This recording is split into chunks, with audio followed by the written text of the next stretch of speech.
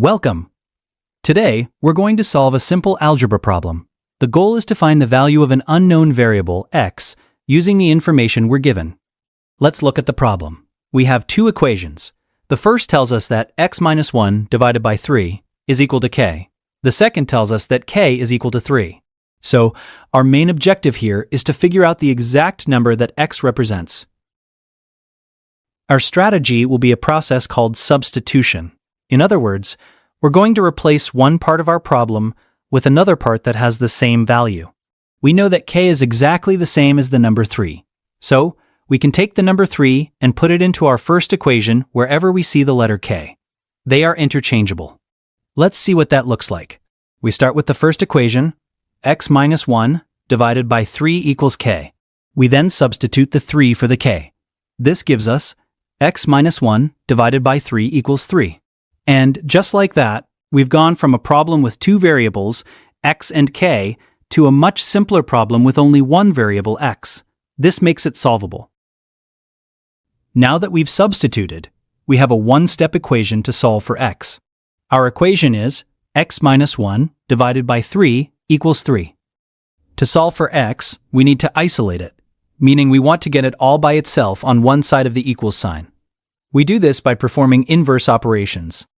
Currently, the entire expression on the left side, x minus 1, is being divided by 3.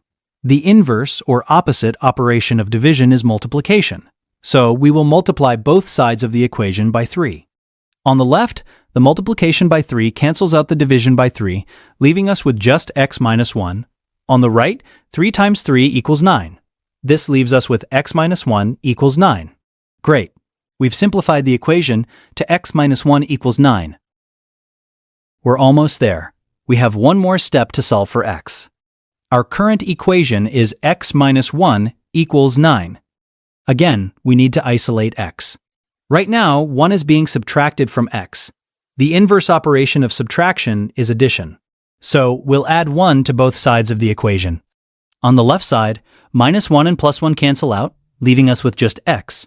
On the right side, 9 plus 1 equals 10. And there you have it, we've found our answer. X equals 10. This means that 10 is the value of x that makes the original statements true. A great practice in algebra is to always check your answer to make sure it's correct. Let's do that with our answer. X equals 10. We'll plug x equals 10 back into our very first equation. This gives us 10 minus 1 divided by 3 equals k. Now, we just do the arithmetic. 10 minus 1 is 9, so we have 9 divided by 3 equals k. And 9 divided by 3 is 3, so k equals 3. This result matches the information we were given in the problem. K equals 3. This confirms that our value of x equals 10 is absolutely correct. So, let's recap our process. First, we used the substitution property of equality to simplify the problem from two equations with two variables to one equation with one variable. Second, we used inverse operations to isolate the variable x. We multiplied both sides by 3 to clear the fraction, and added 1 to both sides to get x by itself.